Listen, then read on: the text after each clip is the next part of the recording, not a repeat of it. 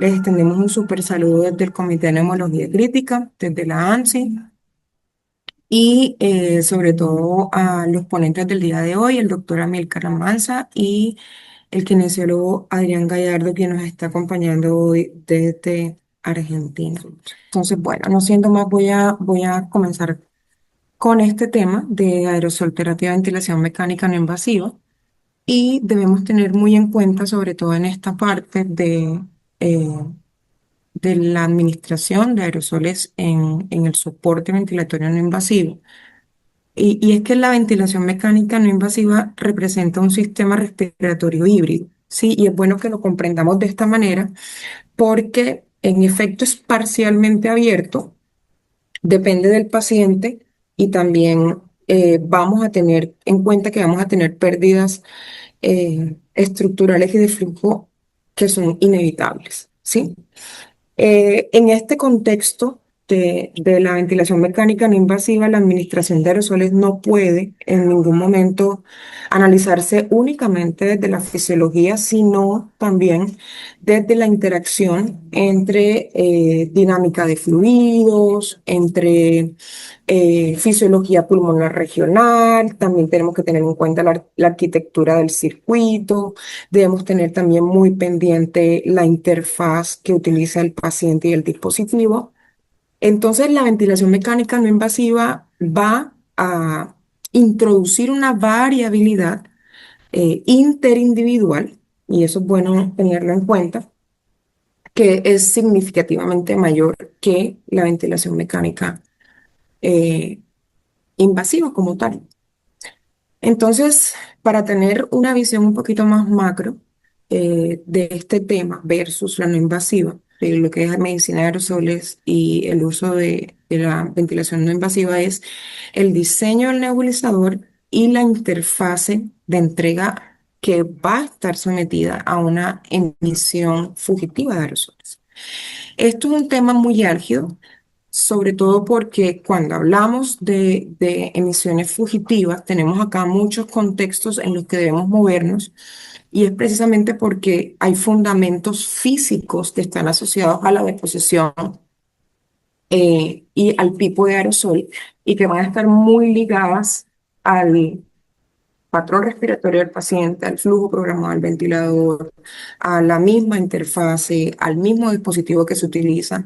Entonces, en ventilación mecánica no invasiva, estos conceptos físicos de tener de pronto eh, una impactación inercial dominante, y aquí hablamos en no invasiva cuando en general en medicina de aerosoles tomamos el contexto de partículas mayores a 5 micras, flujos inspiratorios elevados, que recordemos que este flujo respiratorio elevado se va a regir, perdón, por el número de stocks, en donde tenemos siempre muy en cuenta el análisis de la densidad de la partícula, tenemos siempre muy en cuenta el diámetro aerodinámico, tenemos aquí la velocidad del flujo y la viscosidad también de este mismo flujo, y sobre todo el diámetro de la vía aérea. Entonces, en este análisis grueso de las propiedades físicas de la impactación inercial asociado al diseño del nebulizador, asociado a la interfaz que se utiliza durante la ventilación no mecánica no invasiva para la entrega del aerosol, el aumento, hay que tener en cuenta que el aumento del flujo inspiratorio siempre se va a incrementar exponencialmente en el número, en el parámetro del número de Stokes, lo que va a hacer que se favorezca esta impactación inercial. Y cuando hablamos de impactación inercial es que por inercia entra estas moléculas de aerosoles, o estos bioaerosoles, o este aerosol medicinal, o el fugitivo que es el que migra. Favoreciendo que ingrese o no a la vía aérea. En el punto de la sedimentación gravitacional en no invasiva, en la medicina de aerosoles, debemos ser doblemente cuidadosos y es precisamente ¿por qué? Porque en el orden de ideas preciso, aquí estaríamos hablando de partículas, creería yo, que un poco más finas y aquí entonces entraríamos en los números más delicados de menos de una micra. Eh, Existen estudios muy relevantes, aquí puedo mencionar algunos como el de Duhernier y el de Alcaforado, que hablan muy específicamente o más bien, demuestran muy específicamente una correlación negativa entre el flujo y el depósito pulmonar. Y es precisamente allí donde la no invasiva juega un papel muy importante, no solamente en el seteo del ventilador, sino también en el dispositivo que estamos utilizando, y es precisamente porque esto confirma que en la no invasiva el flujo es el principal determinante físico de estas pérdidas que ya tenemos acá asociadas dentro del tipo de aerosol que se está emitiendo. Ahora bien, tenemos diseños. Yo siempre soy muy abierta a este tipo de consideraciones y es precisamente porque se tiene que utilizar lo que clínicamente tenemos. En este caso son nebulizadores JET, que su práctica rutinaria ha perpetuado su uso. Y cuando nosotros teníamos por mandato, por obligación, por lo que sea, por disponibilidad, nebulizadores JET, sabemos que acá la dosis nominal se va a perder en gran medida.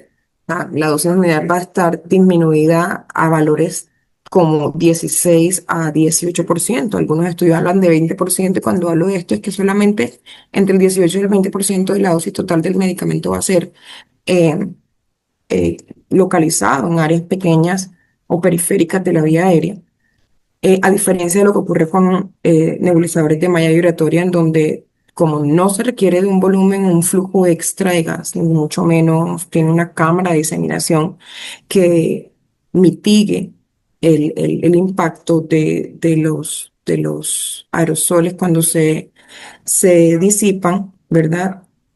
Aquí lo que encontramos es que definitivamente los nebulizadores JETs están físicamente o biofísicamente diseñados para poder generar micras mucho más pequeñas que generan un impacto más real en la vía aérea pequeña. En el caso de los nebulizadores ultrasónicos en ventilación mecánica no invasiva, son muy poco usados. Eh, Aquí tenemos un gran debate con el ultrasónico, y es porque generan calor, y este calor que se genera dentro del tambor de del nebulizador denaturaliza muchos de los fármacos que se utilizan o que se puedan utilizar en disponibilidad para el uso en pacientes con no invasiva. Entonces, aquí lo que realmente vamos a sopesar es no solamente disponibilidad, sino costo-efectividad, y eso es una realidad dentro de nuestras unidades de cuidados intensivos, y sobre todo en la necesidad de pacientes con ventilación mecánica no invasiva. Ahora, si asociamos estos aerosoles versus la no invasiva y la mecánica de fluidos para poder dar un análisis un poquito más certero de esto, recordemos que en no invasiva los flujos pueden superar los 60 litros minutos. Eso es una realidad. Y que el número de Reynolds aquí se va a aumentar. Y tener este balance o este análisis clínico nos va a dar a nosotros una perspectiva de que se genera un flujo turbulento en la mascarilla, y este flujo turbulento en la mascarilla es lo que, no solamente en la mascarilla, sino también en la vía superior, ¿cierto? Va a generar un mayor número de Reynolds. Esto se va a ver reflejado en mayor turbulencia, y esta mayor turbulencia va a generar mayor pérdida por impactación.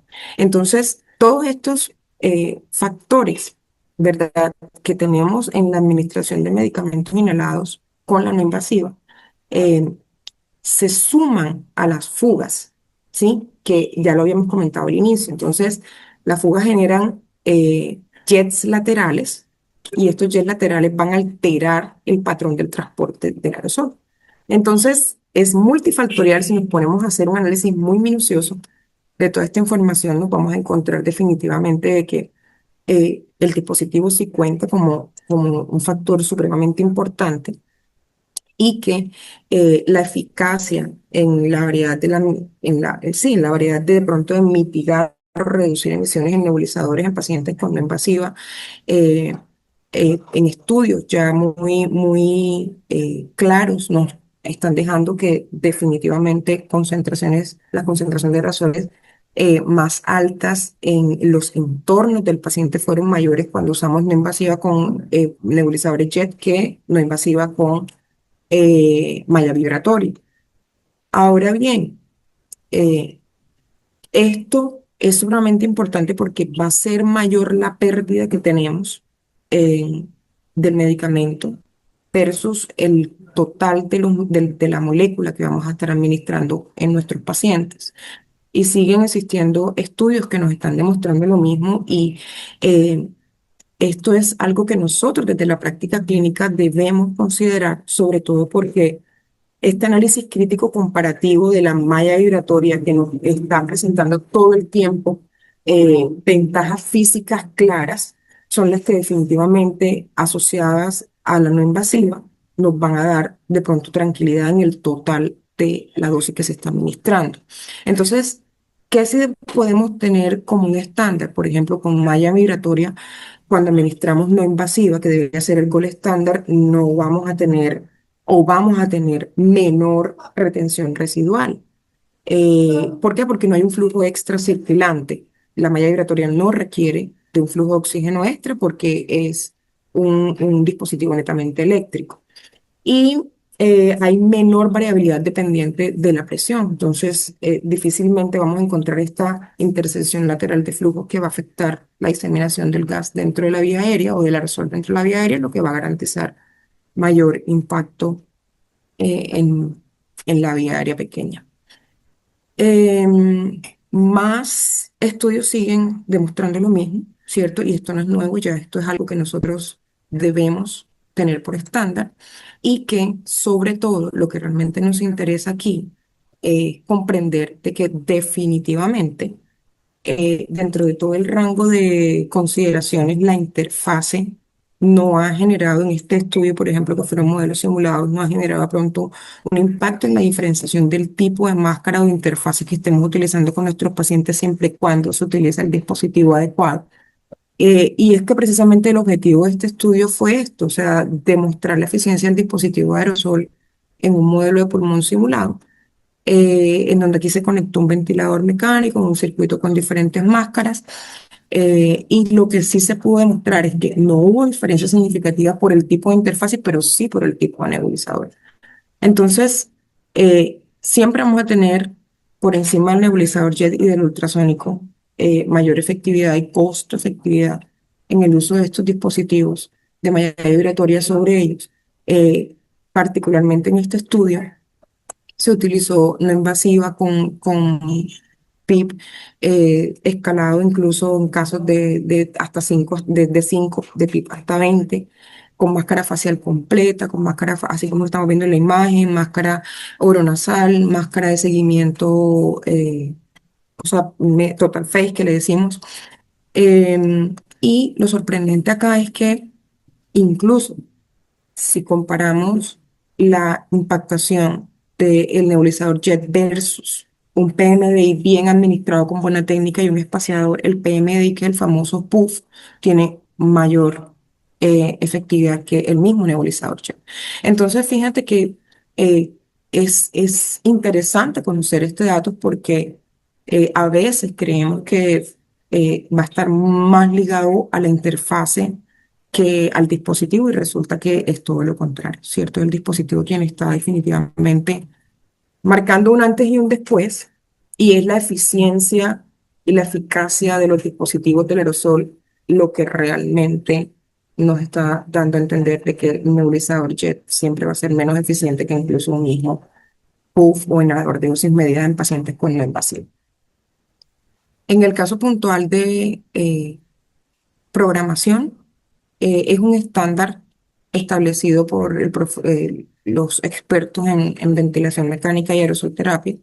Y esto no solamente aplica para la ventilación mecánica invasiva, sino también para la ventilación mecánica no invasiva, ¿cierto? Y es, por ejemplo, garantizar una buena programación del volumen tidal, eh, garantizar el uso de flujos correspondientes a rangos fisiológicos, diríamos nosotros, ¿verdad? O que se optimice la sincronía paciente-ventilador, tratar de que se usen menores low bias en este tipo de pacientes mientras estén nebulizándose eh, con nebulizadores JETs. Y todo tiempo se está sugiriendo el uso de este tipo de dispositivos sin importar la interfase, con una muy buena adecuación y una muy buena dosificación del medicamento. Em, que así se ha demostrado que también es muy real del dispositivo, sin importar si es ventilación mecánica invasiva, no invasiva o incluso cánula nasal de alto flujo, y es que Malla Vibratoria va a estar garantizando siempre la entrega muy por encima de los valores estándar de dosis nominal que entrega un nebulizador JET o un PMDI, y que hay que tener en cuenta, sobre todo en pacientes que le estamos haciendo escalamiento o estos famosos eh, momentos de descanso entre ventilación mecánica no invasiva y cánula nasal de alto flujo, que si en ese momento se va a administrar el medicamento mientras el paciente tenga el alto flujo, eh, tratar de que no sean flujos por encima de 30 litros minutos o por debajo de este valor, porque los estudios que se hicieron correlacionales con biomarcadores se demostró que en la medida en que más aumenta el flujo programado en la cánula nasal de alto flujo, menor impactación tenemos a nivel del parénquima pulmonar. Entonces, son detalles que hay que tener en cuenta cuando hagamos estos descansos de no invasiva escalados a cánula nasal de alto flujo, en donde mecánicamente vamos a tener una disrupción o un cambio en el patrón, ¿cierto? En el dispositivo, y si en ese momento toca hacer la administración del medicamento, no crean que porque más flujo tenga, el alto flujo va a generar mayor impactación del medicamento en el parénquima. Entonces tengamos muy, muy, muy en cuenta este parámetro para poder garantizarlo. Y algo que es muy bien dado, sobre todo cuando no solo tenemos ventilación mecánica no invasiva, sino también traqueostomías, sí se demostró que utilizar malla vibratoria con pieza en P, ¿sí? Va a tener mejor impactación el medicamento que utilizar la famosa máscara de traqueostomía para nebulizar al paciente. Entonces, esto es una muestra, un ejemplo muy real de lo que técnicamente debería ser un buen ejercicio en pacientes con traqueostomía, ¿verdad? O pacientes que terminan, ya sabemos, no solamente dentro del enfoque de la no invasiva, sino también dentro de todas las progresiones que podemos tener, incluso pacientes crónicos que ingresan a la unidad de cuidados intensivos y que necesitan tener este tipo de administración de medicamentos, porque definitivamente la máscara de traqueostomía sí aumenta la dispersión del aire exhalado, y los aerosoles que nosotros llamamos infecciosos pueden ser más contaminantes o más o se dispersan más en la sangre. ¿Por qué es importante? Pues nada, definitivamente la vía inhalada va a garantizar un efecto tópico inmediato, acciones terapéuticas y efectos terapéuticos directos sobre el pulmón, y en ventilación mecánica no invasiva es una muy buena forma de administrarlo y muy segura, sobre todo porque va a estar muy ligado a el patrón respiratorio del paciente con una muy buena programación de los parámetros ventilatorios. Pues ya esto les había comentado, ¿cierto? En no invasiva, lo que vamos a tener siempre pendiente es que tratemos al máximo de que si vamos a utilizar nebulizadores JETs, tratemos de no hacerlo durante la no invasiva, sino hacerlo en el receso con su máscara normal, porque se va a perder y se va a disipar más el aerosol en toda la máscara, va a generar mayor incomodidad, mayor humedad, eh, y esto sí va a generar una afectación en la sincronización con el paciente. Entonces son sugerencias técnicas que nos han dado una luz al final del camino para poder comprender de pronto práctica clínica que nos pueda llevar a tener una ejecución más efectiva de estos dispositivos. En el caso de administración de antibióticos, que toca hacer administración de antibióticos durante la ventilación mecánica no invasiva, siempre se hace la recomendación, insisto, de que sea media vibratoria y tratar de colocar eh, el, el- el nebulizador, ya sea a 10 centímetros de la Y, o en efecto pegadito aquí a la máscara, para que el espacio muerto se mitigue y la impactación sea mayor. Recuerden siempre que tenemos que retirar el filtro humedad-calor si estamos haciendo humidificación pasiva, cuando vayamos a hacer administración de medicamentos inhalados no invasivos. Y si tenemos humidificación activa, pueden hacer la administración sin necesidad de apagar la humidificación activa. Entonces, la deposición pulmonar sí va a tener un impacto en donde usted coloque el dispositivo, por lo que va a haber una afectación directa en la dosis nominal, sobre todo en estos pacientes que están siendo nebulizados con máscaras de no invasivas. Ya recuerden, sin importar la máscara, el tipo de interfase, perdón, y lo que sí es cierto es tratar de hacer, de acuerdo a la evidencia científica, el último consenso de Lee, de Fink y de Ari en el 2023-2024, nos dejaron muy claro la disposición del dispositivo, ya sea por alto flujo, por no invasiva o por invasiva.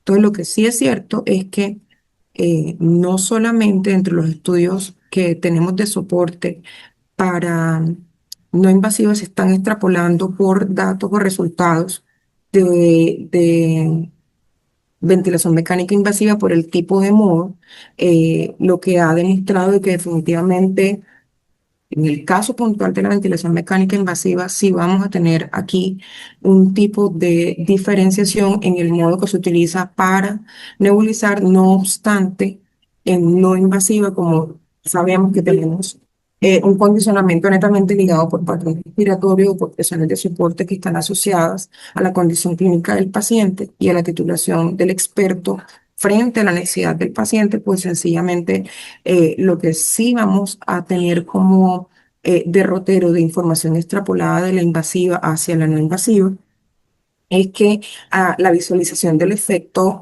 no local de constricciones en vías distales sí va a tener un impacto directo, por lo que siempre es necesario que la limpieza de la vía aérea, muy buenas técnicas de kinesioterapia de tórax, eh, acompañamiento de entrenamiento del patrón respiratorio, muy buena dosificación de la analgesia sean factores que favorezcan a garantizar que el medicamento se impacte. Entonces, para llevarnos un resumen, es esto,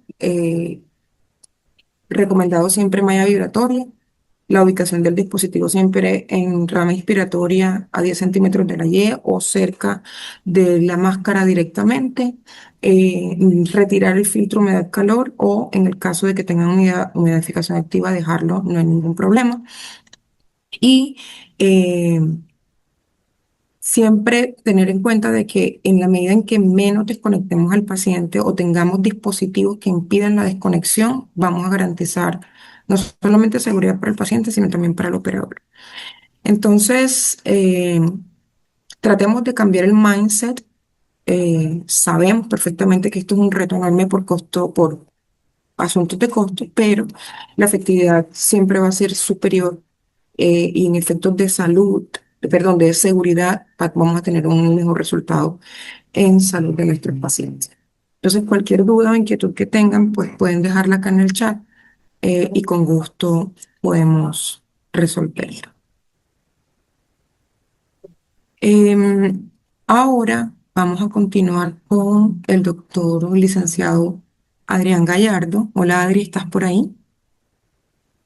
Cualquier duda que tengan de esta Hola, charla, pueden hola, dejarla por aquí en el chat mientras Adri va presentando. ¿Cómo estás, mi Adri? ¿Qué hay de nuevo? ¿cómo estás, Carmen? ¿Cómo te va? ¿Cómo Qué andan gusto todos por tenerte allí? Bueno, por bueno, por acá. aquí son buenas noches recién ya avanzadas, no sé Avanzadas. para ustedes, pero ¿cómo va todo bien? Muy bien. Un placer tener a Adrián con nosotros. Adrián es licenciado en kinesiología y fisiatría. Él es especialista en kinesiología cardiorrespiratoria. Tiene una maestría en investigación de médica y tiene un doctorado en ciencias de la salud. Y Adri, bueno, es dedo inquieto, aférrimo No, a coordinar servicios de kinesiología en unidad de cuidado intensivo. Es miembro del Comité de Neumología de la SATI, es miembro de WIBEN. Y bueno, es un honor tenerlo acá. Adri es maravilloso, tiene muchos papers, tiene un manual hermoso y ahorita vienen unos libros muy, muy, muy enriquecedores de sincronías. ¿Y quién más que Adri para fortalecer esta parte de sincronía versus no invasiva, ¿verdad? Y cómo podemos acoplar a nuestro paciente entendiendo perfectamente que ya lo broncodilaté, ¿cierto? Digamos que ese problema ya lo acabamos, ¿sí? Saquemos ese del escenario, pero el resto ya te toca a ti, mi Adri. Entonces te dejo, el panel es completamente tuyo. Vale, vale, vale. Bueno, yo voy a intentar compartir Canva inicialmente, ¿sí? A ver si va todo bien. Sí, me permite, me permite. Así que arrancamos por acá. Eh, Dame un cachito. Ahí están viendo mi pantalla, supongo. Ahí ya la, Pantalla completa, ¿se ve bien? la vemos y la vemos bien y lo escuchamos. Perfecto, fantástico, buenísimo. Entonces, vamos a arrancar. Eh, no puedo menos que agradecer la invitación. Para mí es un gusto, un honor estar aquí. Eh, pero bueno, no puedo dejar de decir al mismo tiempo lo que siempre digo, ¿no? Mucha presentación para lo que hay de este lado, ¿no? Siempre me gusta mencionar la película Kung Fu Panda cuando Kung Fu Panda dice, yo soy solo un yo, ¿no? Bueno, esperemos estar a la altura entonces del evento y compartir estos conocimientos que les sirvan de algo, al menos para aplicar en su práctica clínica, sobre todo con los pacientes que requieren esta estrategia de soporte ventilatorio, que por cierto ha tomado mucho auge, más aún después de la pandemia de COVID. Eh, Todos creo que hemos escuchado sobre los reportes de Seattle, los reportes de Italia, que los respiradores se agotaban y no tenían otras opciones más que colocar la ventilación no invasiva o en algunos casos la cánula nasal de alto flujo. Así que vamos a intentar ver un poquito a propósito sobre de este tema de el acople de esos pacientes a la ventilación no invasiva. Y no podemos menos que mencionar el estudio o este paper, este artículo del profesor Stefano Nava, donde menciona que hay 4 casos particulares en los cuales la ventilación mecánica invasiva aplica de manera sustancial. Particularmente 2 de ellos, que son los pacientes con enfermedad pulmonar obstructiva crónica y los pacientes con edema agudo de pulmón, pero que en los otros 2 casos, pacientes neuromusculares y pacientes con indicación de no intubar, las fugas parecen ser lo más importante a lo cual debemos atender para garantizar este acople, este éxito de la terapia. Sin embargo, esta fuga viene asociada a un montón de otras variables, como ustedes pueden ver aquí, el confort del paciente, la interfaz misma que hace unos minutos Carmen comentaba, el criterio del ciclado, la cantidad de presión positiva al final de la expiración que se coloca. Hay un montón de variables que son las más importantes que debemos considerar y cuando leemos el paper de Cartó, de Guillaume Cartó, observamos que estas variables no solamente vienen por sí mismas a plantear un pilar, una piedra fundamental dentro de la terapia de alto flujo, también están asociadas a otras variables. Por ejemplo, cuando hablamos de interfaz, no podemos dejar de comentar sobre los accidentes del macizo facial. No todas las interfaces van para todo el mundo. Por otro lado, el nivel de PIC, por ejemplo, nos habla de la estabilidad alveolar o en algunos pacientes, por ejemplo, un síndrome de Pickwick, digamos por caso, necesitamos alcanzar cierto nivel de presión de apertura y en este sentido, estas variables cobran mayor relevancia, mucho más cuando consideramos particularmente 4 variables más, pero de estas 4 vamos a resaltar 2. Y esas 2 son las 2 primeras, la eficiencia y la tolerancia. Si la terapia que nosotros aplicamos muestra un índice de fugas muy alto, muy probablemente sea muy poco eficiente.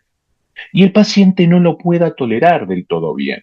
En consecuencia, en aquellos pacientes, por ejemplo, yo simplemente puse unos ejemplos aquí, que duermen con la ventilación no invasiva, vamos a observar presencia de microdespertares, de sueño fragmentado y en consecuencia, finalmente, el deterioro de la evolución y el fallo de la terapia. Con lo cual, esta cuestión de que las fugas son importantes, pero también hay que ver el confort y la cantidad de PIB que le colocamos y el criterio de ciclado y cuánto elegimos de trigger, son todas cosas que debemos considerar solamente a los fines de generar mayor eficiencia y mayor tolerancia de la terapia. Fíjense, en este caso les traigo un video muy chiquitito donde se observa esto. Esperen, ahí me adelanté, yo no quería hacer esto, aquí voy a tener que sacar el puntero, ahí está, y le damos el play. Y fíjense que en este caso, eso es una simulación que hice con un respirador Hamilton C6, pero fíjense que está el paciente con ventilación no invasiva, como podemos ver aquí arriba, y vemos las curvas de presión, flujo y volumen.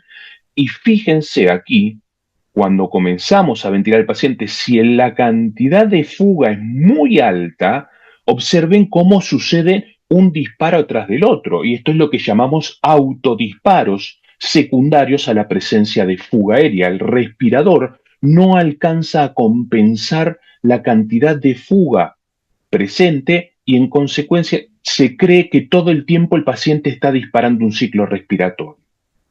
Esto que acabamos de ver cobra cierta relevancia cuando leemos el paper del doctor Vigneault y observamos que poco más de 4 de cada 10 pacientes tienen un índice de asincronías muy alto, mayor al 10%. Ese índice de asincronía descrito por el doctor Thiel, particularmente para los pacientes con ventilación mecánica invasiva, como ven acá, también se comparte con los pacientes que tienen soporte respiratorio no invasivo. Es decir, este índice puede aplicarse a cualquiera de los dos casos.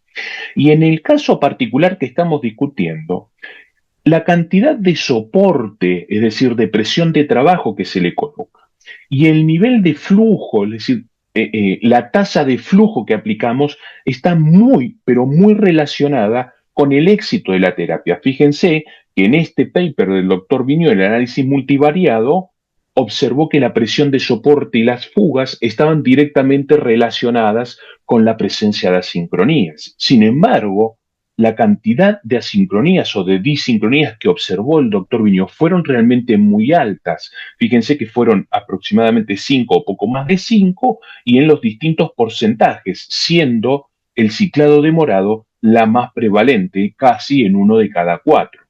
Ahora, hay otras cuestiones que debemos considerar en términos de relevancia de por qué tenemos que acoplar bien a nuestros pacientes. En este texto de la doctora Spinelli, recientemente publicado hace poquito, unos 2 años aproximadamente, fíjense cómo dice, ¿no es cierto? Aquí la presión negativa que hace el paciente cada vez que quiere respirar, si nosotros no lo acoplamos de manera adecuada, va a hacer tanto esfuerzo ese paciente que va a terminar impactando de manera directa sobre la función cardíaca. Más aún, cuando observamos que esta revisión, este mini review de la doctora Spinelli, considera todos estos papers que están aquí, algunos seminales, el de Canfalonieri del año 2005 es uno de los clásicos. Fíjense la cantidad de horas diarias que el paciente pasaba con la ventilación no invasiva. ¿No es cierto? Son muchas cantidad de horas, muchísima cantidad de horas. Si nosotros no tenemos un cuidado estricto de estas variables que acabamos de mencionar, entonces el acople va a ser deficitario y por supuesto el éxito de la terapia también. Les propongo ver algunos escenarios clínicos y cómo vamos a hacer para mejorar este acople. Y les decía que una de las patologías más frecuentes en las cuales se utiliza es la exacerbación aguda de POC. Y yo intenté simplificar la presentación y mostrar el escenario clínico, qué paciente tenemos, cuál es el conflicto que se nos presenta y proponer una estrategia. Quiero ser claro con esto, lo voy a decir al final de la charla también, no existe una receta o un protocolo prefijado por el cual nosotros nos podemos guiar sabiendo que vamos a tener éxito. Esto es, en la era de la ventilación mecánica individualizada, difícilmente pueda hablarles de un protocolo, ¿sí? Así que vamos a tratar de sugerir algunas estrategias para encarar estos pacientes. Y sabemos que estos pacientes que tienen enfermedad pulmonar obstructiva crónica tienen algunas características particulares, pero sobre todo tienen eh, eh, hiperinflación dinámica, tienen autopip, por lo cual es muy común observar esfuerzos ineficaces o disparos demorados. Eso es bien frecuente. De manera tal que lo primero que uno podría decir sería que ajustar la EPAP o la cantidad de PIP que le colocamos al paciente, que tratamos de colocarle de manera externa al paciente para contrarrestar o contrabalancear esa PIP intrínseca, esa autopip que el paciente tiene, tal vez sea la medida fundamental. Sin embargo, también debemos atender al criterio de ciclado y también debemos atender al nivel de asistencia. Fíjense, ustedes saben muy bien, no tengo que explicarlo yo aquí, que estos son los dos fenotipos más característicos del EPOC, lo que llamamos el soplador rosado y lo que llamamos el aletargado azul.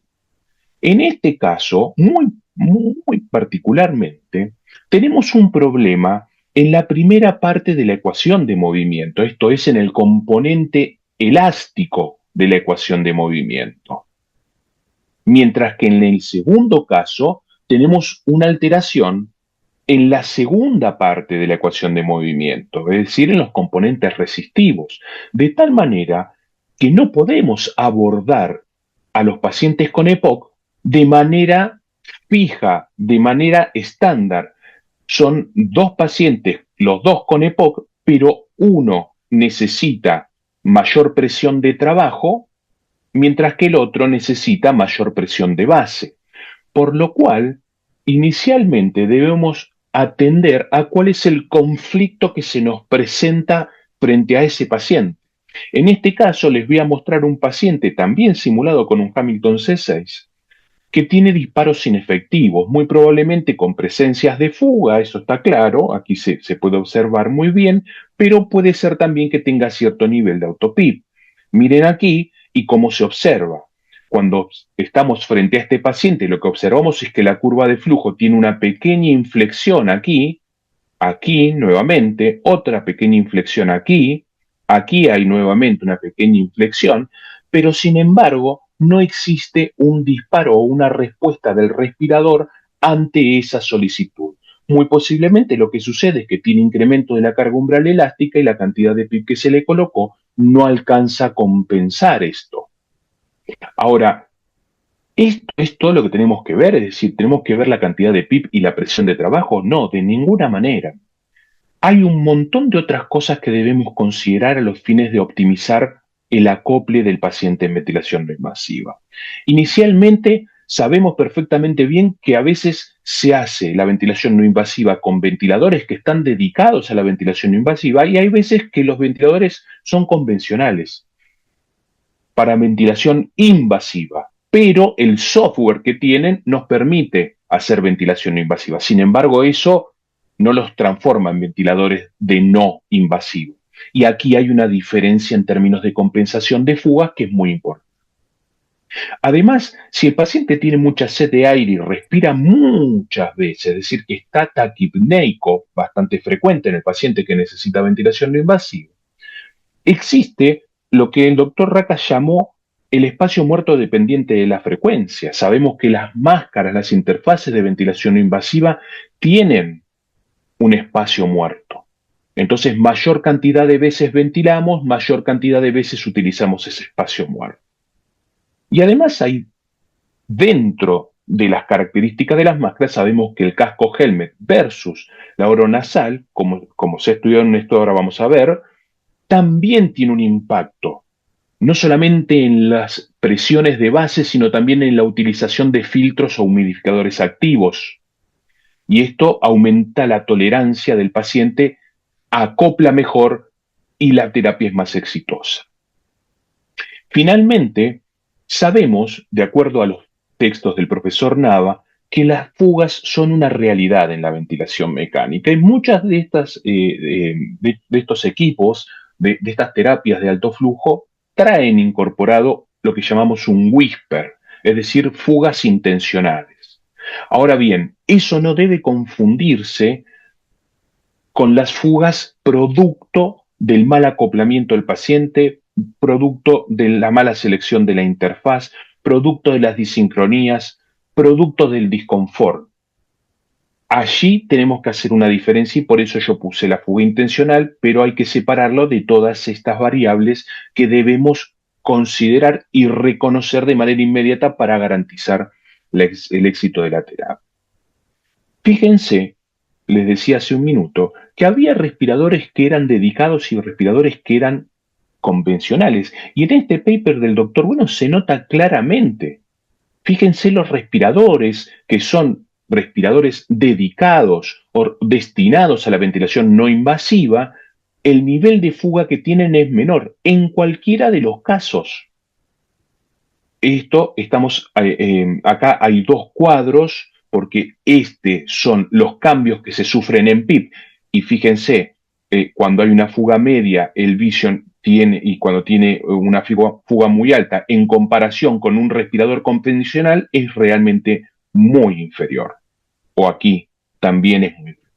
Y en este caso es de acuerdo al nivel de presión de asistencia que se pone. Esta es la presión de base, esta es la presión de asistencia. Y sin embargo siguen siendo también menores cuando los respiradores son destinados a la ventilación no invasiva.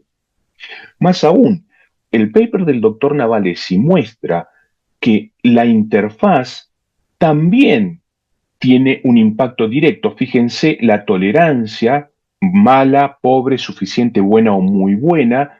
Y aquí lo que tenemos son máscara nasal, máscara facial o máscara total.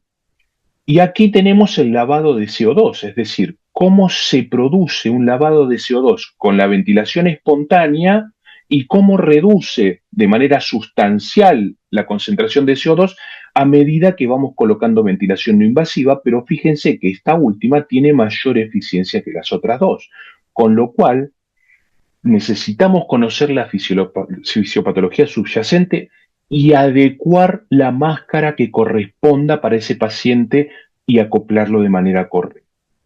Finalmente, esta cuestión de helmet versus máscara oronasal del profesor Racca muestra que hay diferencias sustanciales en términos de la frecuencia respiratoria cuando utilizamos presión de soporte 5, 10 o 15, pero también hay diferencias estadísticamente significativas en términos de la cantidad de CO2 exhalada. Ahora, lo más notorio de esto no es este cuadro, sino esto que vemos aquí. Fíjense el nivel o el grado, la velocidad de presurización que tiene el helmet versus la máscara facial. En los pacientes que tienen sed de aire, muy probablemente esta máscara facial al presurizar con el flujo de manera mucho más veloz, aquí se ve en términos de presión, aquí se ve en términos de presión diafragmática, es más adecuado porque el paciente necesita hacer menor cantidad de fuerza. Y eso lo menciona en este punto que está aquí abajo. El producto presión-tiempo se modifica también. Fíjense el escenario número 2. El escenario número 2 es un edema agudo de pulmón. Y también tenemos las mismas características que acabamos de mencionar, paciente, conflicto y estrategia. Pero en este caso, estos pacientes requieren mayor pico flujo, es decir, mayor flujo o mayor presión de trabajo. Esto que ven aquí, esto es de producción propia, pero está basado en los 3 papers del doctor Marini, mostrando que cuando el paciente tiene una demanda ventilatoria incrementada, va a caer de manera sustancial la presión, inclusive por debajo de los niveles de PIP, si no colocamos el nivel de asistencia adecuado. Solamente por mencionar, en estos 4 papers se menciona, se resalta estas características que estoy mencionando, y esta tal vez sea la imagen más representativa.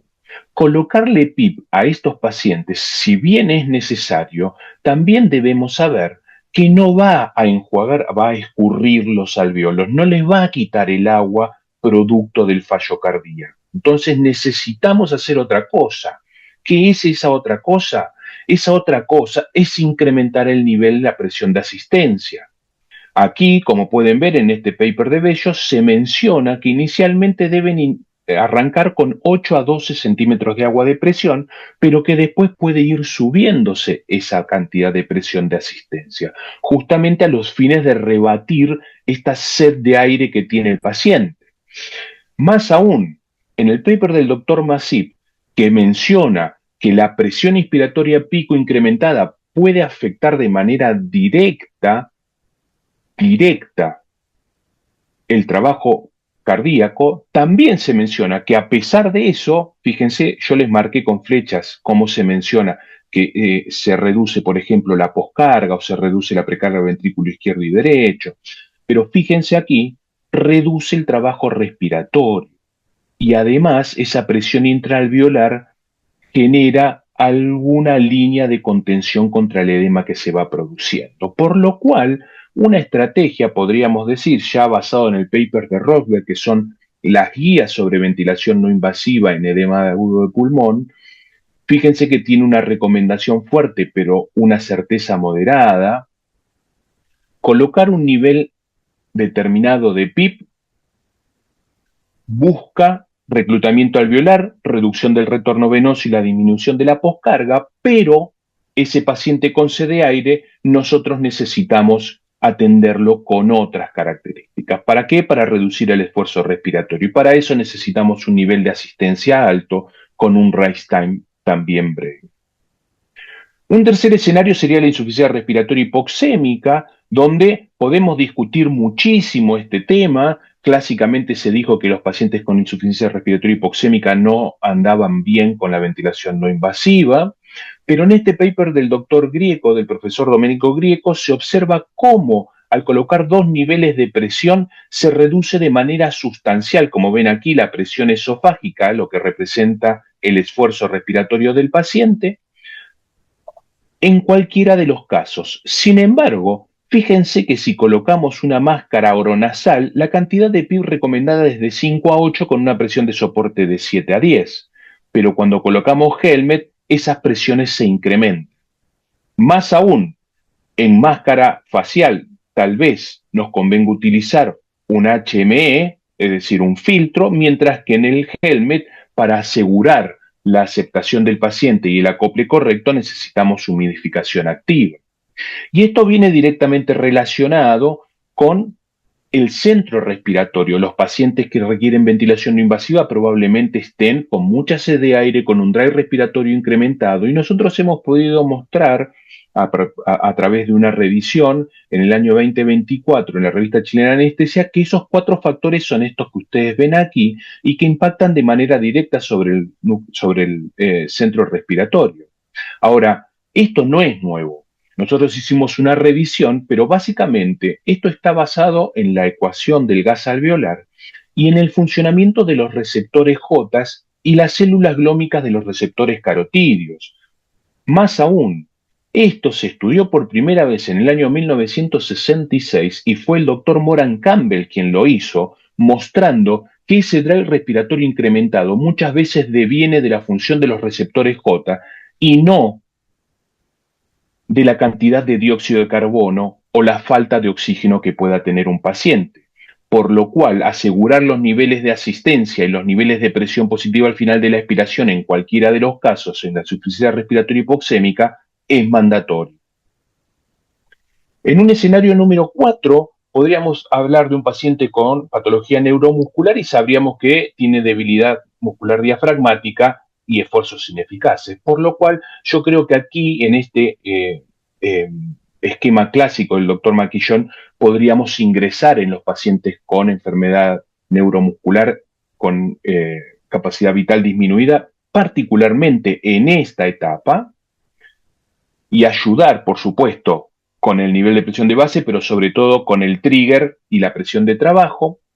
Un escenario número 5, les propongo en honor del tiempo, vamos a ir un poquito más rápido, que mostramos cómo a través de la estrategia de sedación liviana estos pacientes con agitación y ansiedad con niveles bajos de sedación y analgesia toleran mejor la ventilación no invasiva, toleran mejor el soporte no invasivo, toleran mayor cantidad de tiempo y el éxito de la terapia, por supuesto, es mucho mayor.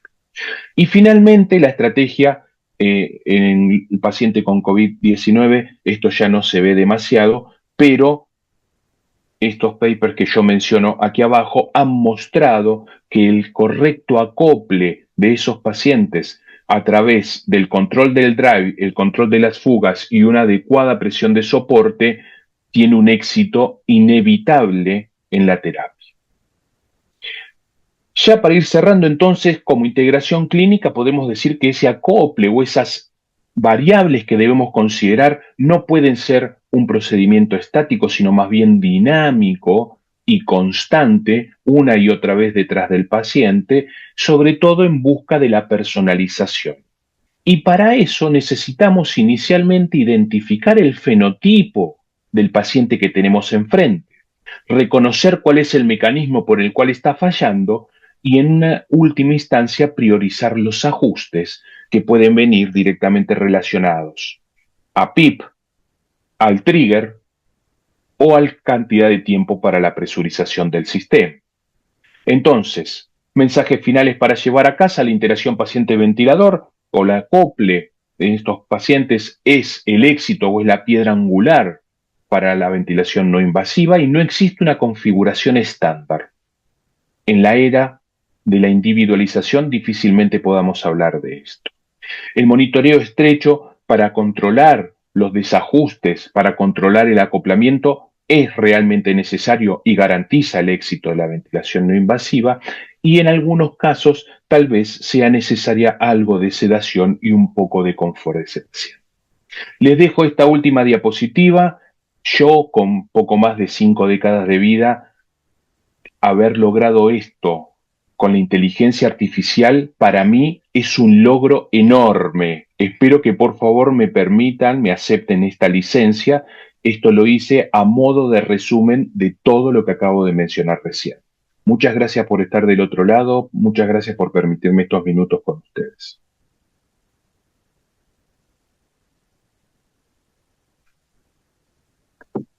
Mil gracias, Adrián, por tu participación. De verdad que siempre es un honor poder escucharte a lo largo Espere que de tengo que dejar la de compartir yo, participación. ¿no? Mil y mil Ah, ahí gracias. está, ahí está, ahí está, ahí está. Ahí está. Ya. Sí, ya No, se pero ves logró, que ya se las 5 logró. décadas de Mil vida gracias. impactan en varias cosas. Claro, 100%. Bueno, Cien por me ciento. disculpo con Amílcar que le robé 5 minutos. Perdón, perdón. Tranquilo, No Adrián, hay no vas a... problema, no hay problema. Amílcar, bienvenido a esta semana y bueno, qué mejor cierre que Amílcar, ¿cierto? Amílcar es médico internista de Muchas la Universidad gracias. del PINU, es intensivista la de Cartagena, hace parte de Grupo de Investigación Grisio, es nuestro coordinador ahora mismo del Comité de Neumología Crítica. Y bueno, ¿qué más? Que este honor poder cerrar contigo hoy, Amílcar. Mil gracias primero por hacernos la extensión de la invitación y volverlo interdisciplinar e internacional, porque qué lindo poder tener kinesiólogos, fisioterapeutas y médicos dentro del mismo escenario, terapeutas respiratorios, fonoaudiólogos, todos los del equipo. En esta ocasión, el panel es tuyo, Milcar, con importancia del CO2 en la ventilación mecánica no invasiva. Ya ahí Adrián nos había dado como un pequeño bosquejo, ¿cierto? Y creo que aquí ya podemos tener un abrebocas más claro y profundo contigo acerca de este tópico que es bien debatible.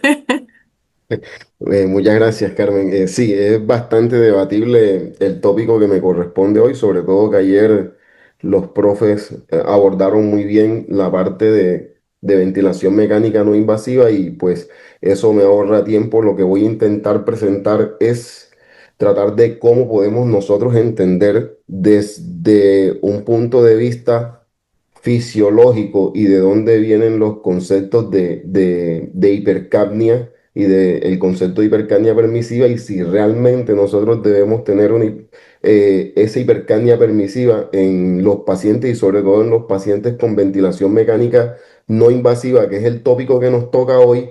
Y voy a intentar dar unos parámetros para decir cuáles son los parámetros de seguridad tanto para la hipercapnia como para la hipocapnia, si realmente hay parámetros seguros más arriba de los parámetros que ya nosotros muy bien conocemos. Y fíjense que la hipercapnia fue un paradigma durante mucho tiempo y de hecho cuando nosotros vemos estudios clínicos fisiológicos donde utilizaron el CO2 como una herramienta una herramienta en términos de medicina, vemos que cuando a medida que nosotros instilábamos CO2 en un alveolo, había un proceso de inhibición del ácido úrico y ese proceso del ácido úrico en términos de temporalidad nos ayudaba a que un proceso inflamatorio que se estaba ocurriendo en el pulmón tuviera algún efecto protector. Posteriormente, en 1994, perdón, en el 2003, la FEI nos muestra que cuando nosotros tenemos incrementos del CO2 y incrementos del CO2, independientemente de la oxigenación que tengamos, un nivel de oxigenación con incrementos del CO2 al 20%, vemos cómo a medida que el CO2 aumentaba y que nosotros permitíamos que este nivel de CO2 llegara a este 20%, se producía un factor protector en términos de inflamación y en términos de permeabilidad a nivel pulmonar, de tal manera que durante mucho tiempo nosotros dijimos y decíamos que la hipercapnia permisiva era un nivel seguro de CO2, probablemente porque utilizábamos parámetros de ventilador mucho más bajos, pero fíjense que también decían que nos producía disminución del edema intersticial, del edema alveolar, de la migración de polimorfonucleares y de la hemorragia, pero realmente esta fisiología que nosotros estamos viendo y que en algún momento nosotros dijimos, listo, armemos un algoritmo que nos diga que nosotros podemos seguir utilizando esta hipercapnia porque tiene algunos factores que se atenúan y otros factores que se potencian para a partir de un pulmón dañado, nosotros con esta hipercapnia pudiéramos tener unos desenlaces mucho mejores, pero realmente la fisiología nos ha llevado a esto y realmente nosotros tenemos que seguir pensando que la hipercapnia es un factor protector y pues cuando nosotros miramos detenidamente los estudios que han salido posteriormente, nos vemos que cuando nosotros tenemos un paciente con un CO2 elevado y estamos hablando con CO2 por encima de 45, vemos cómo la migración celular se disminuye y esta reducción de la migración celular hace que el área dañada no se produzca una reparación y esto es en pacientes agudos en los cuales se les hizo el protocolo de instilación de CO2 para mirar cómo era el proceso de reparación en un daño pulmonar y este daño pulmonar no puede recuperarse y se puede producir un aumento de la brecha de reparación hasta más allá de las 72 horas. Y cuando nosotros miramos en la afectación que produce el CO2 en términos de pH, vemos que cuando nosotros tenemos un pH de 7,2 o por debajo de 7,2, a medida que el CO2 aumenta, va a producir una disminución de la bomba sodio-potasio ATPasa y esta inactividad de la bomba sodio-potasio ATPasa tiene un factor importante a la hora, a la hora de nosotros mirar cómo se produce el edema alveolar y cómo inicia el daño a nivel del alveolo, porque fíjense que cuando nosotros tenemos un CO2 elevado, en última lo que vamos a ver, que ya vimos, fue la disminución de la migración, la disminución del remodelamiento, y cuando nosotros miramos lo que pasa en un paciente en normocapnia, que es el AT2 progenitor que se convierte en AT1 y comienza la reparación celular para que se produzca una membrana alveolocapilar con unos buenos índices de oxigenación y que se mantenga permeable, eso en la hipercapnia de los pacientes no pasa y eso ya nos trae un problema. porque entre otras cosas, cuando nosotros miramos la actividad de la bomba sodio-potasio ATPasa y decimos y sabemos que biológicamente el 40% de la rata metabólica que corresponde al alveolo, corresponde a la bomba sodio-potasio ATPasa, al producirse una inactividad, lo que va a hacer es producir un flujo que le permita mantener un gradiente de glucosa que le permita seguir en actividad. ¿Y qué es lo que hace? Como la migración celular se disminuye, ¿cierto? Y tengo una inactividad de la bomba sodio ATPase, lo que van a producir es un acúmulo de líquido, y ese acúmulo de líquido nos va a llevar a que se produzca un intersticio, y lo que va a producir es un aumento de la membrana alveolo-capilar, lo que nos va a llevar a malos índices de oxigenación, y ya todo lo que sabemos que a partir de allí todo el proceso inflamatorio que se produce, además de la broncoconstricción que puede producir, los aumentos del CO2, y como decía el doctor Gallardo, que a nivel periférico se produce una disminución en la respuesta de los centros respiratorios, sobre todo a nivel carotidio, de tal manera que mantener un nivel de CO2 en forma adecuada es menester para que nuestro paciente en ventilación mecánica y en ventilación mecánica no invasiva, en este caso, podamos tener unos parámetros de seguridad que nos permitan que toda esta respuesta inflamatoria y toda esta respuesta metabólica y esta respuesta que necesitamos como feedback de los centros respiratorios reguladores del impulso y el esfuerzo respiratorio nos lleven a que nosotros podamos tener una mejor respuesta en términos macro o en términos clínicos de la ventilación mecánica, y en este caso de la ventilación mecánica no invasiva, porque eso que vimos de la migración de macrófagos y que en primera instancia pensábamos que era bueno, cuando ese proceso inflamatorio se perpetúa, las células de defensa no están y nos predispone a nuestro paciente a que tenga procesos infecciosos mucho más recurrentes. Y hablando también de la COVID-19, fíjense que cuando nosotros tenemos un paciente con normocapnia, en la afección pulmonar de la COVID-19 era menor que cuando los pacientes tenían una COVID-19 y tenían hipercapnia en sus gases arteriales. Fíjense cómo se produce un daño, y esto probablemente se asoció con una mayor morbilidad y mortalidad en nuestros pacientes en COVID-19. De tal manera que los efectos no solamente se supeditan al pulmón, sino que también puede tener efectos a nivel inflamatorio, a nivel cerebral, a nivel cardiovascular, a nivel renal, y por supuesto en términos de otra cosa que nos interesa a nosotros, que es en la parte de ventilación mecánica, es la disminución o la reducción que produce en la actividad diafragmática.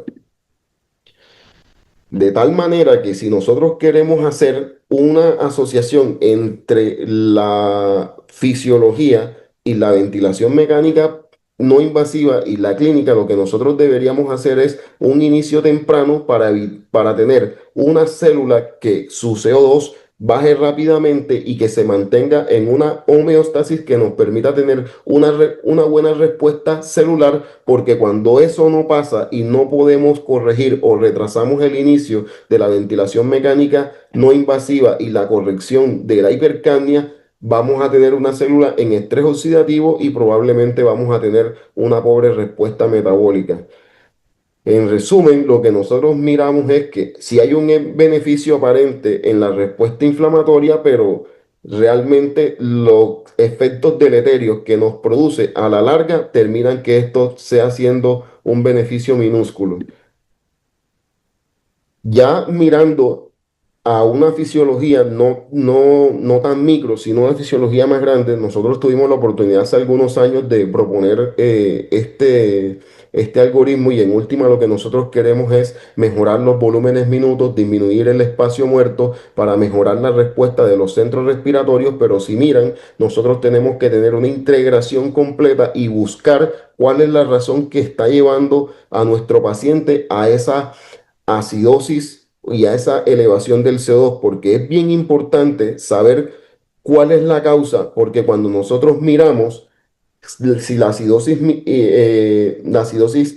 es hipercápnica de origen pulmonar o esa hipercapnia es de origen metabólico, fíjense cómo nosotros miramos en la acidosis hipercápnica cómo hay una disminución en la relación peso seco, peso húmedo a nivel pulmonar, lo que nos traduce en una pobre respuesta de la sustancia buffer a nivel de la hipercapnia, lo que va a empeorar la respuesta en términos de oxigenación.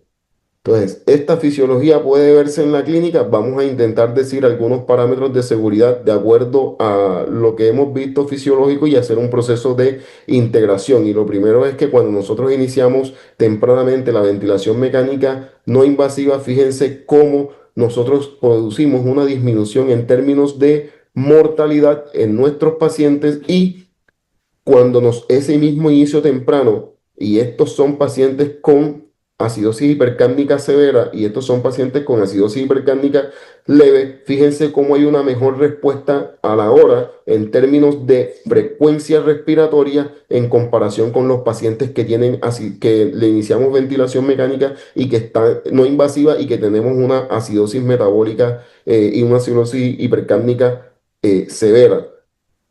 Eh, Cuando nosotros miramos en términos de CO2 en riesgo de intubación, tenemos que irnos a los extremos porque no solamente tenemos que hablar de la hipercapnia, sino que también tenemos que hablar de la hipocapnia y por eso hay un valor de seguridad tanto para la hipocapnia como para la hipercapnia para evitar, porque fíjense que en términos de intubación hay mayor riesgo de intubación en los pacientes cuando presentan hipercapnia en comparación con los pacientes que tienen normocapnia. Y cuando nosotros miramos cuáles son los niveles de CO2 en los cuales se produce mayor riesgo o mayor falla y mayor riesgo de intubación en los pacientes con hipercapnia, vemos como las elevaciones del CO2 por encima de 60 milímetros de mercurio son los niveles que nos dan que tenemos que estar muy pendientes de cuál va a ser la respuesta de nuestro paciente en esa primera hora, la segunda hora de la realización de la ventilación mecánica no invasiva porque estos pacientes tienen muy alto riesgo de que puedan fallar ventilatoriamente y cuando nosotros miramos a pacientes que llama la atención que en este trabajo hayan, en que es de UCI cardiovasculares, hayan dividido los grupos en un nivel como es 31 milímetros de mercurio, porque usualmente nosotros utilizamos niveles hasta 45, de 35 a 45, para tener como rango de seguridad esos niveles de CO2, pero ya vemos que la tendencia es llevarlo hacia abajo. Y fíjense que cuando nosotros miramos en estos pacientes hay un mayor riesgo de falla, ¿verdad?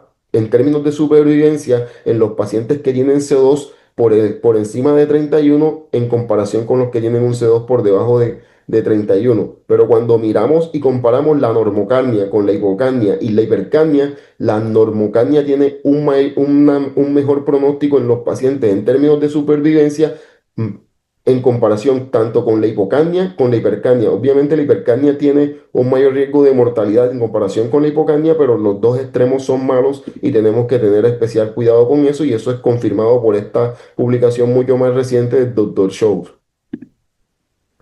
Cuando vemos los pacientes en el servicio de urgencias, vemos que en el servicio de urgencia tiene una distribución en U y que nosotros los rangos de seguridad deberían estar entre 35 y 45 milímetros de mercurio de CO2 y los muy extremos como CO2 mayores de 65 o menores de 20 están asociados con un riesgo inminente de muerte. Y estos son los estudios en hipocapnia donde se demuestra que en comparación con la hipocapnia y la normocapnia, la hipocapnia tiene un mayor riesgo de mortalidad en comparación con la hipocapnia y cuando vemos en términos de riesgo de falla en la ventilación mecánica, cuando tengamos pacientes con CO2 por debajo de 32 milímetros de mercurio, tenemos que estar muy atentos porque estos pacientes que tienen riesgo inminente de fallar a la al esquema de ventilación mecánica y sería un criterio a tener en cuenta también en intubación orotraqueal. Es decir, no es nada más el parámetro y la respuesta que tenga el paciente cuando está en hipercapnia con un CO2 por encima de 45, sino que cuando tengamos pacientes con CO2 por debajo de 32, obviamente esto individualizado al paciente porque en términos de cirugía de UCI cardiovasculares el parámetro puede estar un poco menor, pero ya sabemos que en el términos generales, si tenemos un paciente con un nivel de CO2 por debajo de 32 milímetros de mercurio, ojo, porque es un paciente que probablemente va a tener un mayor riesgo de falla en la ventilación mecánica y tendríamos que utilizarlo como criterio de intubación orotraqueal. Y cuando nosotros decimos que podemos estar tranquilos porque la acidosis hipercárnica está compensada, eso no nos debe generar ningún tipo de tranquilidad porque incluso en la acidosis en la hipercapnia compensada, estos pacientes también tienen un riesgo mayor de falla en la ventilación mecánica, con niveles de CO2 obviamente por encima de 60 y idealmente 65 milímetros de mercurio. Desafortunadamente, nosotros quisiéramos que en ventilación mecánica no invasiva tuviéramos un parámetro que nos midiera en forma continua los niveles de CO2, pero hasta ahora no hemos encontrado un nivel o un parámetro o un aparato de medición que nos pueda ayudar que en forma continua nosotros podamos utilizar una cosa diferente a los gases arteriales. Han salido publicaciones como esta de la medición del gradiente arterial de CO2, donde se ha demostrado que a la hora, a las 6 horas y a las 12 horas, la medición del gradiente de CO2, si no tiene una reducción del 20% podría ser un parámetro, obviamente con mejoría del pH a medida que baja el CO2, el impacto en pH podría ser un parámetro que podríamos tener en cuenta, además de los gases arteriales, para decidir si el paciente tiene una buena respuesta o una mala respuesta a el apoyo ventilatorio mecánico no invasivo. Esta otra publicación donde se demuestra que cuando nosotros utilizamos esta misma herramienta, pero hacemos el delta o la diferencia delta de la medición arterial de CO2, vemos que tiene un área bajo la curva por encima del 80%, por lo cual sería una de las herramientas que en un futuro, porque hacen falta más publicaciones para darle peso a este tipo de mediciones, podríamos estar utilizando para mediciones continuas, además de los gases arteriales en términos de CO2. Y cuando miramos los criterios en términos de CO2, porque ya esto lo hablaron los profes ayer, como la línea de base, los parámetros a la primera hora, a las 4 horas, vimos que no estamos lejos de la fisiología de lo que vimos en algunas de las publicaciones de hipercapnia permisiva y cuando hay aumentos por encima del 20% del CO2, ojo, porque probablemente no vas a poder continuar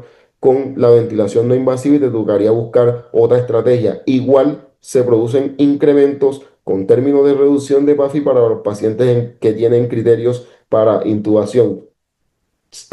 Hace parte de los criterios menores, no hace parte de los criterios mayores, pero también es un criterio que en este momento deberíamos tener en cuenta porque estamos hablando del parámetro de CO2 como un parámetro complementario para decidir en pacientes en ventilación mecánica no invasiva cuándo podemos intubarlo. Y dado que hay una afectación del diafragma con los niveles elevados de CO2, una herramienta que podríamos utilizar y ojalá, porque no hay publicaciones que digan que tengo a qué nivel de CO2 se afecta el diafragma. Sería una propuesta de mirar en términos de prospectivo si podemos identificar, tratando con todos los ecos que puedas tener, porque el diafragma se afecta por múltiples factores, una medición ecográfica que nos diga, ojalá y nosotros nos pueda utilizar esto y decir, el nivel de CO2 tal nos está afectando el diafragma y por lo cual nosotros tenemos que mirar qué ajustes hacemos para esto.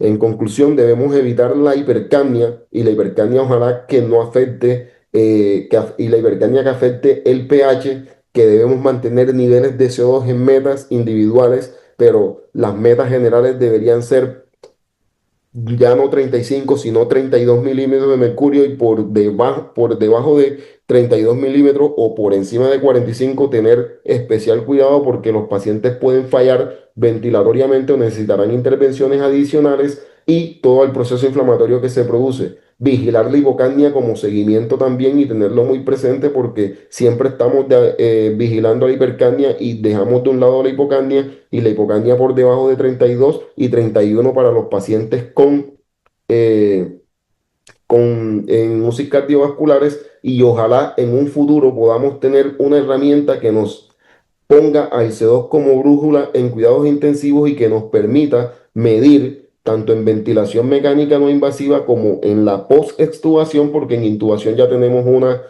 y en la ventilación mecánica invasiva ya tenemos herramientas que nos pueden ayudar con muy buena evidencia a la medición continua del CO2. Muchas gracias. Mil gracias, Amílcar, por tu participación. De verdad que es un lujo poder escucharte. Me gustaría aprovechar este espacio para saber si hay algún tipo de preguntas, inquietudes, aportes, dudas, las que puedan los que están conectados participar. Voy a ver acá en el chat a ver si hay preguntas. Hasta el momento acá en el chat no hay preguntas. No veo. No sé si tú ves preguntas, Alejo. No, Yo de acá no momento no logro veo. ver. De momento yo no veo. Sí, listo. Bueno, entonces, no siendo más, y entendiendo que, bueno, no hay aportes en este momento, Hay una les pregunta acá. agradecemos. Ah, ¿sí? Acaban Ok, de hacer una listo, pregunta. vamos a ver. Sí, ya. Bien, bueno, súper. Adri, creo que tienes el micrófono habilitado. Bueno, aquí, Advex. Hola, Advex, qué gusto que estés acá conectado, de verdad que sí. Qué bueno, Advex, Adrián, gracias. Este, lo que pasa es, o sea, yo quisiera generar una evidencia, Adrián, pues en análisis preliminares de relación de ventilación para medición del espacio muerto, pues en ventilación mecánica, que es donde está mayor el grueso de evidencia, la verdad, es muy variable, pero sí sería como una como para hacer un prospectivo en ventilación no invasiva y mirar qué tan buen comportamiento tendría el ventilador y ratio en los pacientes en ventilación mecánica no invasiva, pero bueno, en el análisis preliminar que nosotros hicimos realmente pues no nos fue tan bien y pues ojalá podamos primero poner una evidencia gruesa en pacientes con ventilación mecánica invasiva para mirar, pero sí sería una buena idea de investigación mirar eh, cómo podemos utilizar esta herramienta que es no invasiva y que nos daría un parámetro de espacio muerto en pacientes que no estén en ventilación mecánica. gracias, Amílcar. Aquí hay otra pregunta eh, de Agnes y es, ¿qué opinan de la homologación de los gases arteriales con sangre venosa calculada? Adri, creo que tienes de todas maneras allí tu micrófono habilitado, igual a Amílcar, si quieres participar. Sí, nosotros hicimos una publicación de los gases venosos en sangre periférica para reemplazar a los gases arteriales. No en todos los pacientes, no en todos los parámetros puede utilizarse y en el concepto de hipercapnia puede tener algún sesgo los gases venosos, entonces no te recomendaría para seguimiento de pacientes con hipercapnia utilizar los gases venosos como una herramienta. Y con lo de la presión muscular, pues no sé si el doctor Adrián Gallardo tiene la oportunidad de utilizar PEMUS. No tengo la oportunidad de Preciso. utilizar. Adri, ¿qué Hola, opinas sí, tú sí, de la sí, presión sí. muscular? ¿Me escuchan a mí? ¿Se escucha? Sí, perfecto, Adri. Porque recién, no, les cuento 2 segundos, estoy así por la conexión, porque hace un ratito me desconecté porque está un poco inestable la internet aquí, y por eso estoy con la cámara apagada y el audio. Eh, eh, Particularmente la utilizo, la presión muscular. Con el paciente, lo que sucede es que se ha reportado recientemente maniobras de oclusión, que son las que utilizamos habitualmente en los pacientes con ventilación mecánica invasiva. Se reportaron hace nada, escasos meses, las mismas maniobras, pero con pacientes en ventilación no invasiva.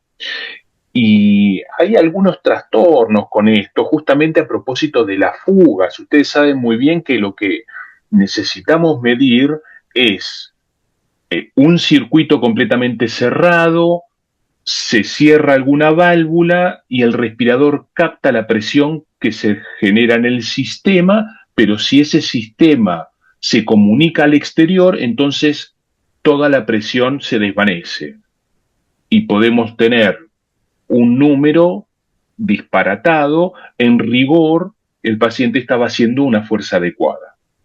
Eh, yo utilizo la presión muscular de dos maneras. La presión muscular por medio de lo que llamamos la PMI, lo que es una pausa inspiratoria en ventilación espontánea. Cuando el respirador cicla y el paciente deja de realizar fuerza, entonces lo que sucede es que la presión plató respecto de la presión pico se va a ver incrementada, cosa que no sucede en la ventilación mecánica invasiva con el paciente pasivo, es exactamente al revés. Ese delta de presión es indicativo de la presión muscular. Y la segunda forma que la utilizo es como una derivada matemática de la presión de oclusión, considerándolo como un 0.75 del valor obtenido. Ahora bien, vale la aclaración. Si yo quiero utilizar la presión muscular en un paciente que tiene cierre de vía aérea, que tiene carga umbral elástica, por ejemplo, un paciente obeso, un paciente con un derrame pleural, un paciente con presión sobreimpuesta sobre la vía aérea, entonces la maniobra correcta es la PMI y no la PMUS y la derivada del 0.75. Y esto es porque, bueno, lo adelanto rápidamente, estamos viendo que en esos pacientes, al colocarle un balón esofágico, realizamos la diferencia que hay entre el delta de presión esofágica y el delta de la presión de oclusión. Y esa pequeña diferencia, que muchas veces termina por generar un disparo demorado, es una cantidad de fuerza que el paciente realiza, pero que el equipo no la mide, justamente porque la vía aérea está cerrada, colapsada, y no se comunica la vía aérea del paciente con el respirador. Entonces el respirador no tiene forma de medirlo. Hasta que el paciente llega a ese punto y finalmente la vía aérea se abre, desde ese punto en adelante el respirador entonces sí computa la cantidad de presión que el paciente realiza. Pero todo lo que hizo antes no lo computa, de tal manera que el valor que larga es un valor subestimado. Entonces hacemos ese delta de presión esofágica menos el delta de presión de oclusión y eso lo estamos considerando casi como un indicativo de la cantidad de PIP intrínseca que tiene ese paciente y que debemos reponer con la cantidad de PIP extrínseca sumada a la que el paciente ya tiene. En resumidas cuentas, la maniobra correcta en estos casos sería la PMI. Pero sí, la utilizo y me parece adecuada, la uso, me gusta. Gracias, Adri. Es una realidad, ¿verdad? Yo creo que más que cualquier cosa es más que todo un dilema fisiológico, ¿cierto? Porque si abolimos completamente la PEMU, vamos a tener ahí riesgo de atrofia diafragmática. Y si permitimos PEMU excesiva, vamos a tener PESILI. Entonces, yo creo que ya tendremos que hablar de objetivos modernos. Y no es suprimir el esfuerzo, sino más bien modularlo dentro del rango fisiológico seguro. Sí, sin duda. De hecho, ahora estamos en el 2026. Hace poco menos de un año, Capdevila en Anesthesiology, para el mes de febrero, si no recuerdo mal, o marzo, por allí, mayo, por ahí anda, mostró en un modelo animal que cuando no se modula de manera correcta el drive respiratorio con el nivel de asistencia adecuado, entonces la cantidad de fuerza que terminaban haciendo los animales de experimentación era tan alta que terminaba por generar injuria diafragmática. Y por supuesto todo lo opuesto, ¿no?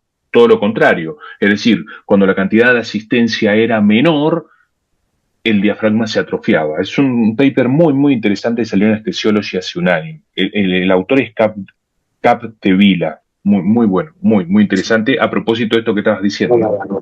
Claro, es que la VNI exitosa no es la que normaliza la gasometría en 30 minutos como uno está acostumbrado Sí, claro, a ver, eso, sino es aquella que definitivamente reduce el esfuerzo respiratorio sin abolirlo, obviamente, pero que en efecto disminuye la carga mecánica pulmonar y mantiene la estabilidad hemodinámica de nuestros pacientes. Y eso es, yo creo que el mensaje más importante que nos podemos llevar hoy de Amílcar y de Adrián, ¿cierto? sí, hay que tener un equilibrio entre los gases arteriales. Obviamente debe haber una respuesta gasométrica, pero buscar esa respuesta gasométrica, sacrificando lo que muy bien el doctor Gallardo nos explicó, pues no tiene ningún sentido, porque al final el paciente le mejoraste el CO2, pero va a terminar fallando porque le pusiste una sobreasistencia y el paciente terminó mecánicamente complicado. Yes. Hay una última pregunta para ir cerrando la jornada y es de Julio César Mejía. Dice que si realiza esa maniobra de oclusión, me refiero que esto es para Adrián, tengo que colocar mi paciente en... ok. Programo el ventilador, que en PIP 0, presión de soporte 0, o cómo debo hacerlo. No. Yo, bueno, dejo mi lugar a Milcar por si él quiere decir algo a propósito de esto, pero en mi caso particular y por lo que reportan los papers, sobre todo el paper de Bertoni, no, esto no es así. Esto se mide con el nivel de PIP que el paciente tenga, que uno haya titulado de acuerdo a los procedimientos que utilice, cuál fue la metodología para la titulación de PIP. Ustedes saben que hay muchas metodologías y el nivel de presión de soporte adecuado para que tenga el volumen tidal que nosotros consideramos normal para este paciente, la ventilación minuto normal que nosotros queremos para este paciente.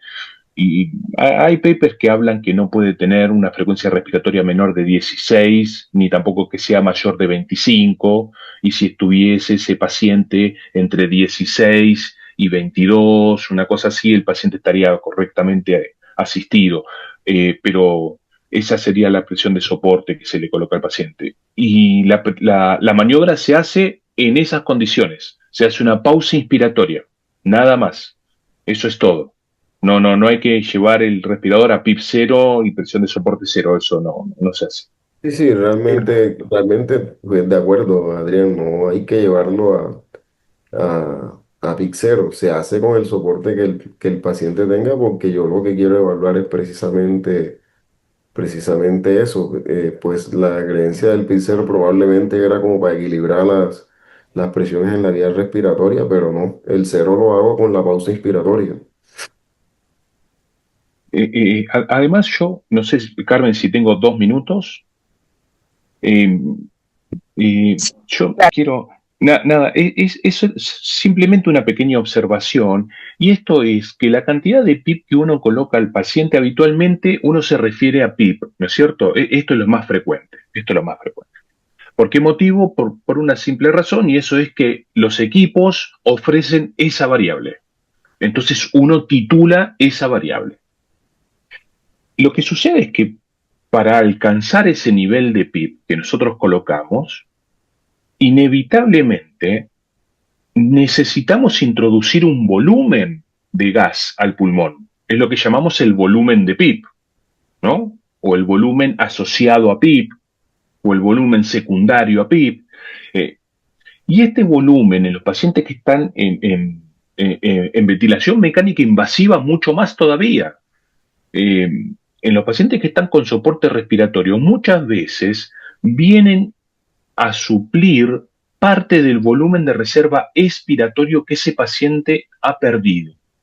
Sabemos perfectamente bien desde los estudios de Agostón y Haya del año 1970 que la capacidad residual funcional deteriora con el decúbito. Cuando el paciente está acostado, el decúbito supino, esa capacidad residual funcional respecto de lo que tendría si estuviera sentado o parado es mucho menor. Si a esto le agrego que el paciente tal vez tiene, no sé, una neumonía, o si a esto le agrego que el paciente está recibiendo sedantes y está más calmado, Entonces, de acuerdo a los estudios de Goran Edestierna, también va a perder capacidad residual funcional por reducción del volumen de reserva expiratorio. En consecuencia, yo no le pondría 0 PIP a los pacientes. Nosotros utilizamos 0 PIP en casos muy excepcionales, con near fatal asma, pero groseros, que tienen autopip de 10, por ejemplo, autopip de 12. Entonces, en esos casos sí, pero si no, no le sacaría el nivel de PIP. Mil gracias, Adri. No veo más preguntas acá en el panel. Yo creería que más que cualquier cosa agradecerles al doctor Amílcar y a Adri por participar, tomar de su tiempo, a todos los asistentes, mil gracias. Alejo, no sé si tenemos alguna encuesta o algo para entregar antes de salir. Ya la lanzamos hace un momento. Listo. Entonces los invitamos porfa que diligencien la encuesta rapidito ahí que les acaba de llegar a sus pantallas. Y no siendo más, mil gracias Alejandro por tu soporte, al Comité de Neumología Crítica por la invitación y a todos los asistentes por mantenerse conectados hasta esta hora. Gracias Amílcar, gracias Adrián y nos despedimos. Que Gracias, tengan un gracias a todos los excelente. asistentes. Gracias, un fuerte abrazo a todos. Saludos, muchas gracias por la invitación.